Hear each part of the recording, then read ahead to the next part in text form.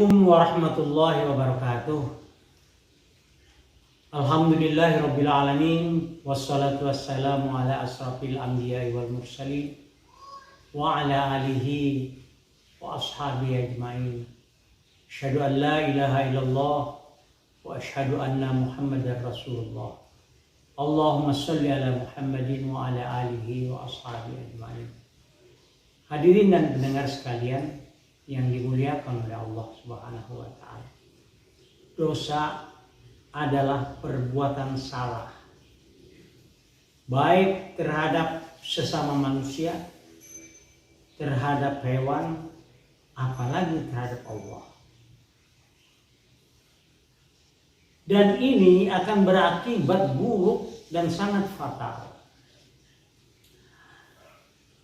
Yang pertama, bahwa kalau kita sering mengulang-ulangi dosa, sering berbuat dosa itu, maka dosa itu sulit untuk ditinggalkan.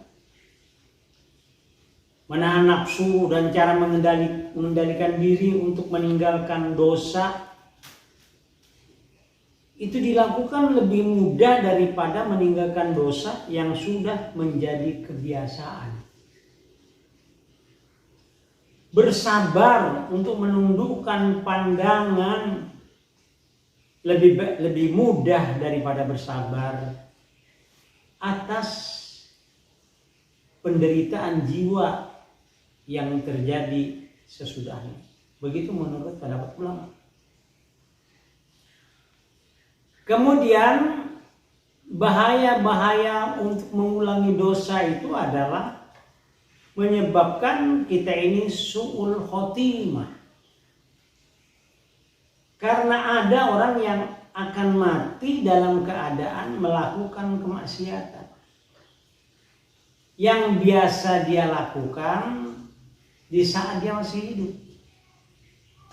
Katakanlah kalau dia penjudi misalnya, maka nanti waktu akan matinya itu dia banyak membicarakan soal perjudian.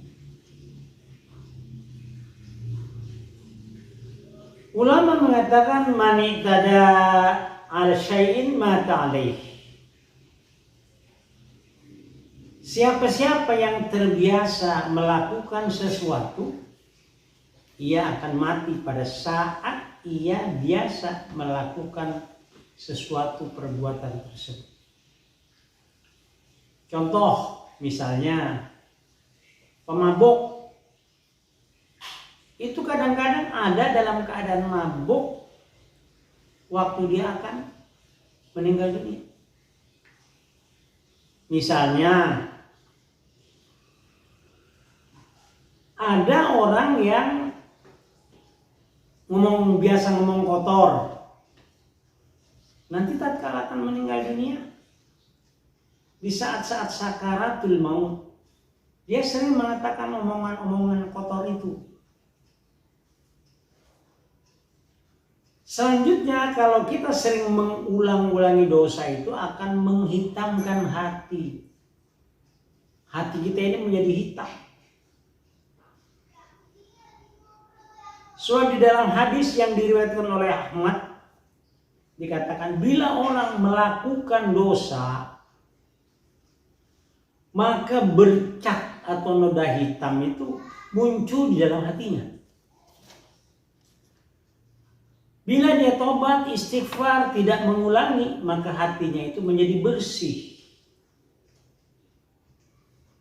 Tapi bila berdosa lagi, maka hatinya akan tertutup dengan noda-noda, dengan bintik-bintik yang hitam pada hatinya. Di dalam Al-Quran Allah Subhanahu wa taala mengatakan, A'udzubillahi minasyaitonirrajim, khatamallahu ala qulubihim wa ala sam'ihim wa ala absarihim ghishawatun wa lahum adzabun azim. Allah telah mengunci hati dan pendengaran serta menutup penglihatan mereka. Bagi mereka ini adalah siksaan yang pedih. Kemudian kalau kita sering mengulang-ulangi dosa yang biasa kita lakukan, itu akan menyebabkan dosa yang kecil menjadi besar. Dosa yang sedikit menjadi banyak.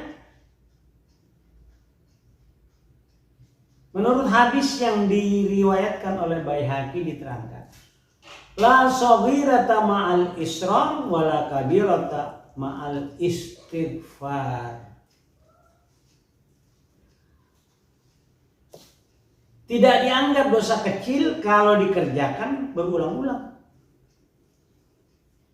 Tidak dianggap dosa besar kalau diiringi dengan istighfar. Jadi dosa yang kecil-kecil tapi sering diperbuatnya, maka dosa yang kecil itu menjadi dosa besar. Selanjutnya hadirin yang dimuliakan oleh Allah Subhanahu wa taala, tentu saja di dalam kaitan ini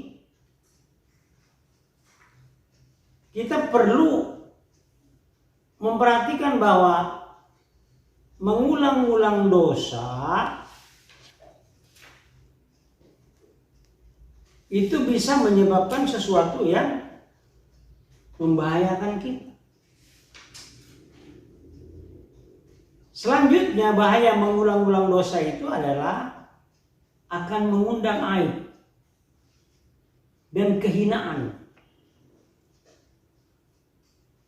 Aib dan kehinaan tersebut bahkan sampai kepada keluarga, sampai kepada anak-anak, sampai kepada keturunan. Sehingga anaknya yang sudah mengerti oleh teman-temannya dikatakan bahwa orang tuamu, nenekmu, kakekmu pada saat masih muda dia itu suka berbuat yang seperti ini dan seterusnya dan seterusnya. Nah, ini bahayanya hadirin dan pendengar sekalian yang dimuliakan Allah.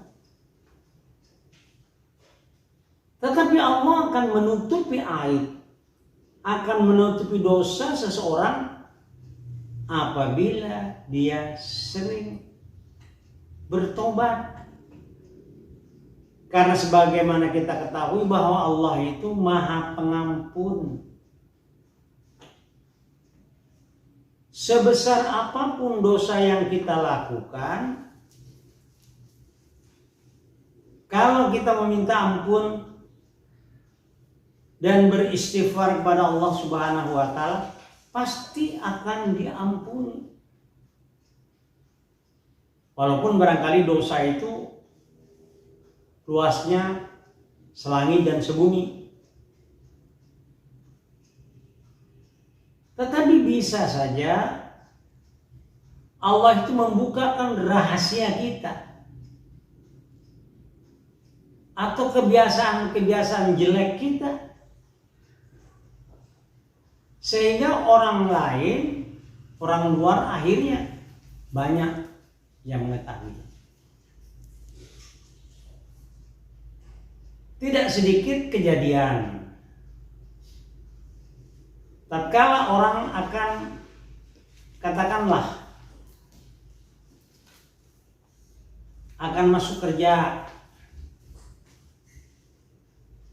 itu biasanya di training, biasanya di screening, ditanyai dan sebagainya. Nah, nanti kalau ternyata dia itu biasa berbuat salah, itu tidak akan diterima. Begitu juga orang yang misalnya ingin memperistri atau mencari pasangan hidupnya. Nah, kalau Allah Subhanahu wa taala menutupi hatinya, tidak memaafkan atas dosa-dosanya karena jarang istighfar, maka akhirnya dosa-dosanya itu terbuka. Yang akibatnya apa? Akibatnya pinangan itu tidak diterima. Kenapa tidak terima? Karena orang tahu kebiasaan jelek yang biasa dilakukannya. Ada orang yang memang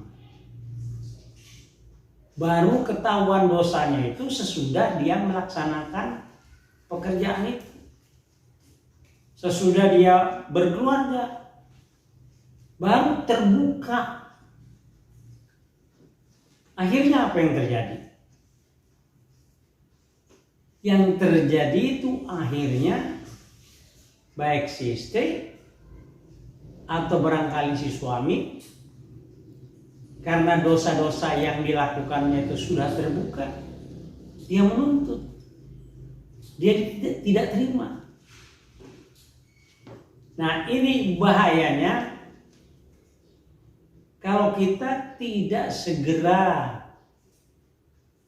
meminta ampun kepada Allah Subhanahu wa taala, tidak segera memohon maaf kepada handai, kepada tolan, kepada saudara kita, kepada teman kita, kepada relasi kita.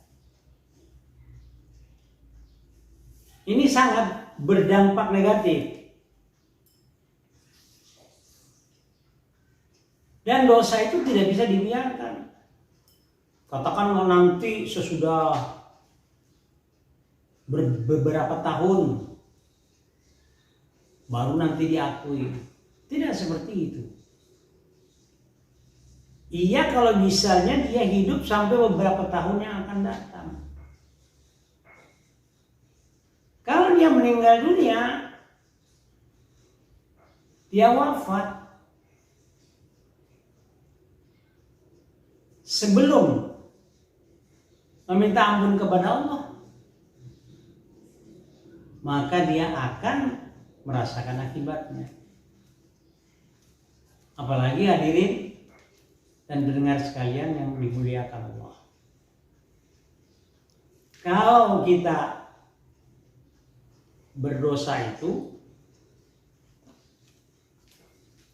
itu permohonan ampunnya hanya bisa dilaksanakan orang yang masih hidup.